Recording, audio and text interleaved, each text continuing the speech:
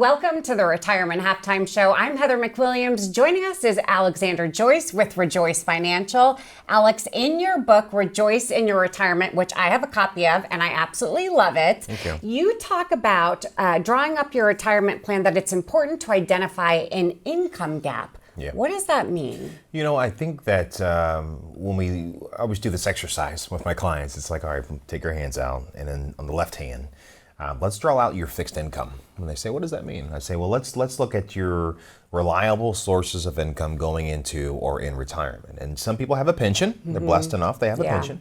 And then they also have perhaps Social Security. Maybe it's him or her, or him or her.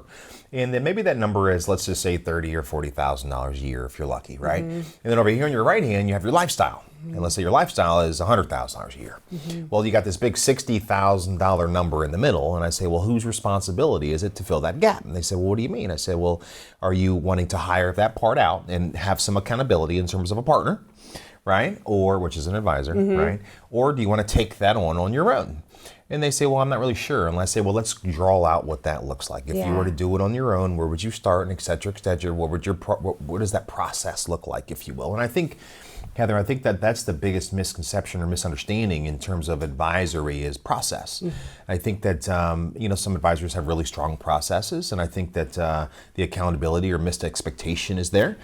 And so most people just really don't do anything. They just start, if markets like these, they just start buying down their portfolio until fear takes into play, and then they start selling, and then they're losing, and then they're outliving their money. And basically what that means, being relative, outliving your money is relative, right? It is a lifestyle that you're afraid of outliving. And so that's where fear, and then people think it's too late, and they reach out to an advisor to try to recoup what they've lost, or et cetera, et cetera. And so you're kind of chasing it at that point. And and I won't over talk this, but one of the big things I know that people are chasing it, some of the ways that they're doing that, maybe they really don't understand they're doing that, is they don't want to make decisions because they want their portfolio to be whole, which means they want the portfolio to grow to what it lost before they do something. That's called chasing it. Okay. We don't know what tomorrow looks like. We don't know what the market's going to open up on Monday at 9:30 and what it's going to close at 4 p.m. Eastern.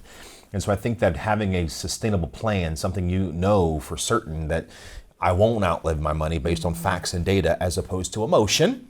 I think once people have that and they better understand it, and again, we manage expectation, I think they'll feel a lot better about the direction they're going. Yeah. In your book, you use the term retirement cliff. That sounds scary. Yeah. Sounds scary. You don't want to ride, you don't want to drive off that thing, right? It is scary. Yeah. And it's real. Yeah. Because we think about 2008, we held this mountain though. We think about 2007, 2009, it was the Great Recession. The market went down 53.1%. And it's like, well, what side of this mountain were you on when that happened? Well, I was on the climbing side. Great, you were still working every 2 weeks, you had a paycheck. But let's take that 2007, 2009 and put it on the other side. Now you're spending instead of saving, and how catastrophic would that be? Well, that would derail any good plan.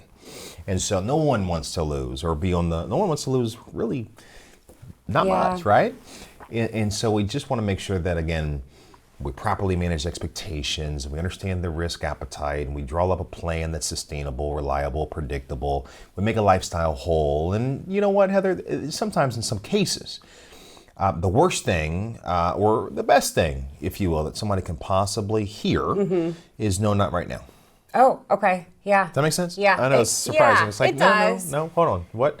No just means no, not right now, but let's draw up a plan that says when you can. Right. At least there's power in knowing. I like how you break it down into layman's terms too. I mean, you use the term like green money. Yeah. Yeah. Yeah, yellow money, red money, yellow right? money, yeah. I try to make this thing so simple. You make it really simple, which I appreciate that. Yeah, because, advisors, sometimes it's difficult. They love to tell you how much they know. And so I think that nobody cares how much you know until they know how much you care. Right, you're right. So I want to make this thing simple. Even if they do it on their own, I want to empower people to be able to do that. I agree. And as you always say, a little bit of planning can go a long way. And that's what you guys are here to do. 100%. Holistic firm, holistic approach. You have everybody under one roof, and it doesn't cost a thing to come in and see you. Thank you. As always, great advice. We're going to have a lot more, so stick around.